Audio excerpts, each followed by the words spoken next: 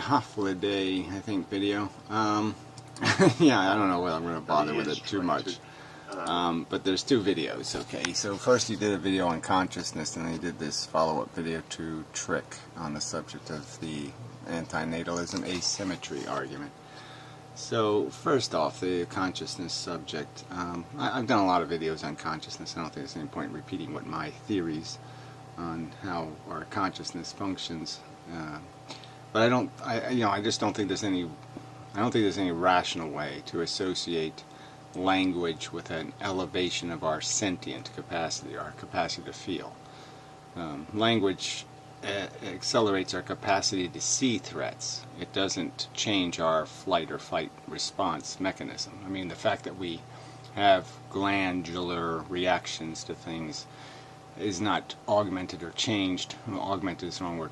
Is not substantially changed by language. Language, like I said, allows us to see further. It allows us to make telescopes and see into the future and do all that kind of stuff. But it does not change the visceral animal. So if you're going to say that consciousness is intelligence, okay, you can do that. But I don't think that's anywhere near the common definition of the word consciousness. Consciousness is this idea of sensing a self, and I think lots of mammals are doing that. And I think lots of animals are rudimentarily sentient in that they have crude attraction and repulsion dynamics built into their sentient being, and they are moved by odors and other mechanisms of the environment in very visceral ways. They react intensely to circumstances through the creation of an emotional state that compels them to do a certain programming, to act out the attack program or the run program or whatever the program is, and they're doing it based on an emotional state. I would call that a form of consciousness. I'd certainly call it sentience. So I don't know where you're drawing these distinctions, but I think it's just kind of silly to associate language with some state of sentient capacity. Like I said, it's eyeglasses.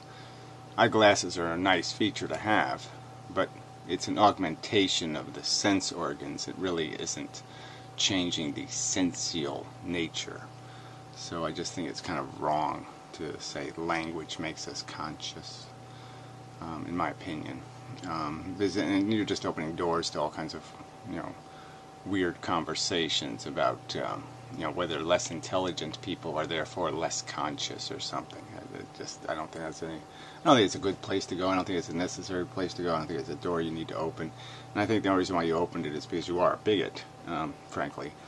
An elitist bigot, and that certainly against animals, and you wish to degrade the substance of their sensual life, their conscious life, to degrade it so you can justify your bad habits, your enslavement, slaughter, torture, and abuse.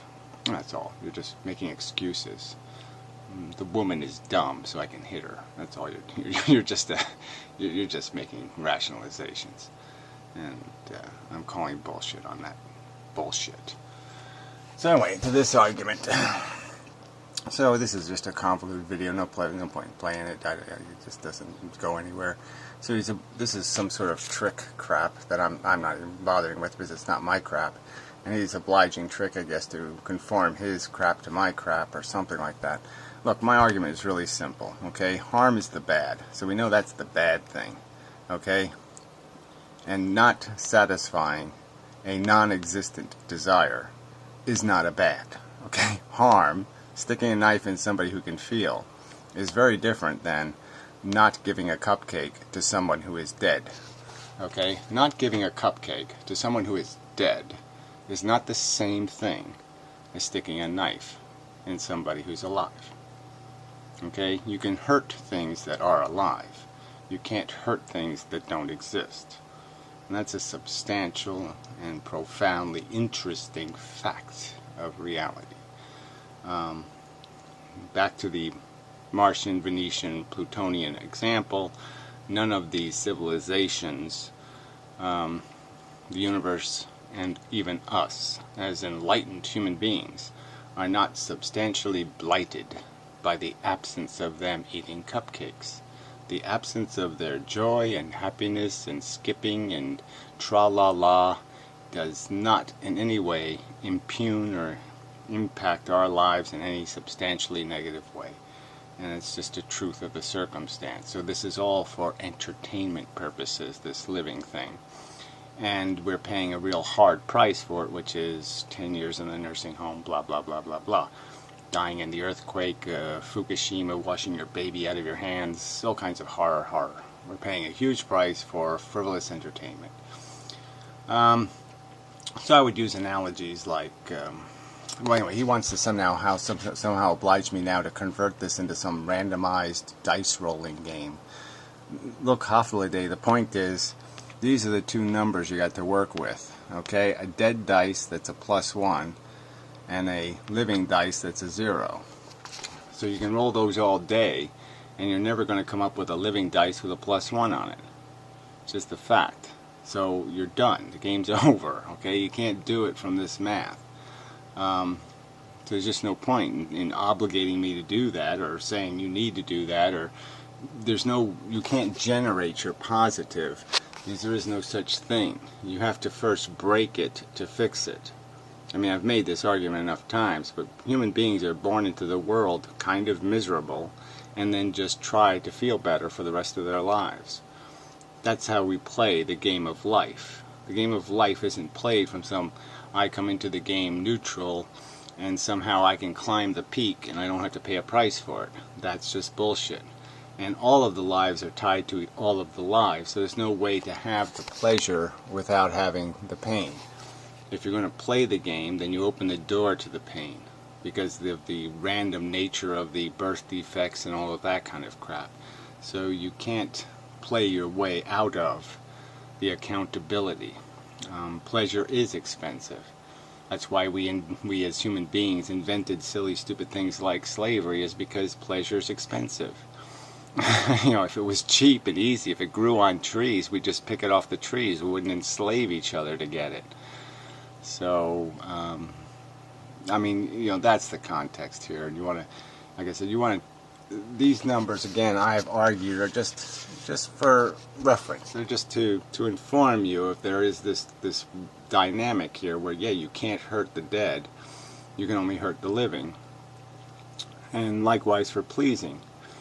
And you just have no reason to create the living. There's nowhere in the math is there an urgency to do it. There's not some lost value by just leaving it alone. Because first you have to have a valuer for there to be value. You have to make something that needs it. And there isn't any urgency. There's no harm in not making them. And that's the key point. There's no negative in not making it. So that sort of closes the door to the reasonableness of messing with it. So anyway, there's so many analogies you can use, but I mean, it's this idea of, you know, I was just thinking about, you know, all of our entertainments, and especially an entertainment like sports. I've talked about it before, but especially football. The fact is, we're going to paralyze a certain number of children every year for the entertainment sport of football. And you're just saying, would anybody really do that?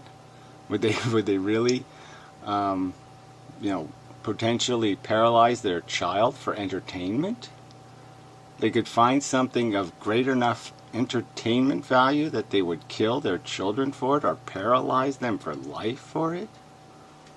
I mean, you know, as a simple statement, it sounds ludicrous. And it is just entertainment. It's just something people are addicted to. It's like inventing heroin. Would you really invent heroin? Yeah, it makes a couple of addicts happy, but look at the mess it makes. It'd be silly to propose the invention of heroin if it didn't exist. And I think if football didn't exist, if I had to propose it now and say, look, I'm going to come up with a game. I'm going to have kids run into each other and beat the shit out of each other and paralyze each other. So when they grow up, we can pay some professionals to do it and also paralyze each other. But at least they have consent then, right? For money. and for silly entertainment. Rah rah. No, I'm sorry. It doesn't make any logical sense. I had more to add, but I'm not going to do it to this video, so I'll do it later. So, till next time.